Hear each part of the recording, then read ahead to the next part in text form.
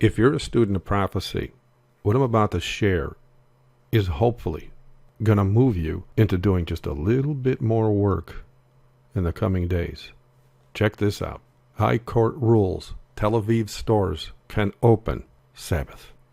I'm just going to read this first section here. It says supermarkets, entertainment centers, and pharmacies will be allowed to operate in Tel Aviv from Friday sunset to Saturday sunset. In other words, as expected, the Jews have bowed to the Roman ban of sin, just as students of prophecy declared they would for many years, because Christian prophecy will be fulfilled, no matter how many people think otherwise.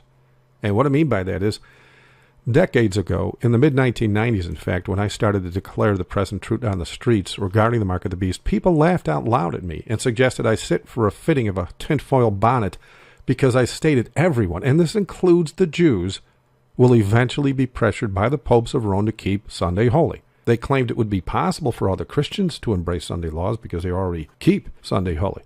But they said that would never happen with the Jews. They also laughed when I said that when the Jews finally do agree with Rome on Sunday Sabbath, Rome will know they have the upper hand, and then they're going to go for the jugular of their theology and go after the original Sabbath day that they keep. And then 13 years later, in June of 2007, I shared in my newsletter that the Jewish people were in fact considering, by a majority vote no less at 56%, to support a bill that would make Sunday a day of rest in Israel. And even though we now saw the Jews actually considering such a law, the laughing continued.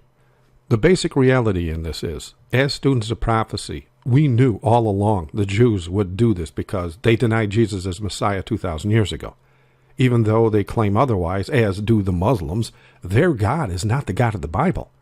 For if he was, they would never have even considered discussing a Sunday Sabbath in Jerusalem.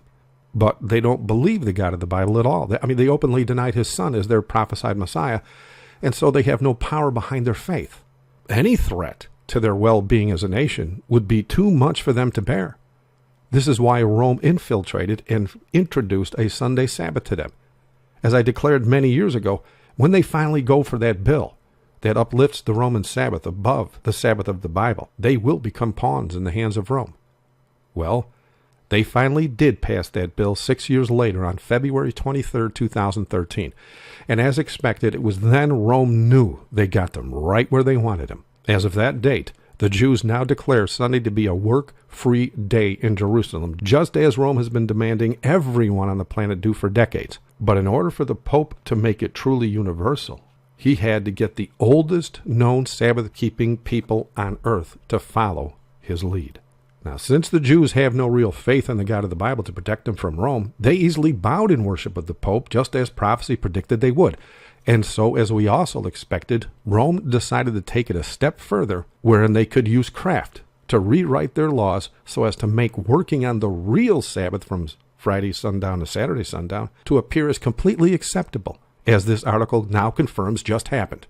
This was done to further lock down their rebellion against the God of the Bible. And why go for the throat on this one? Well, Satan hates God's law that much. He knows all about the power behind the real remnant Christians of today, who not only declare Jesus Christ as Lord, but also declare his law is still valid throughout eternity.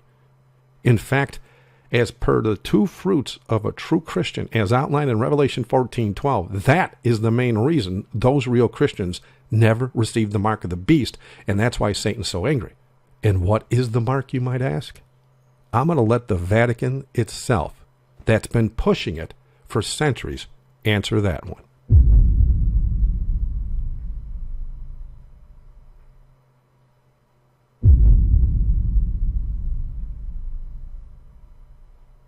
Thank you for watching.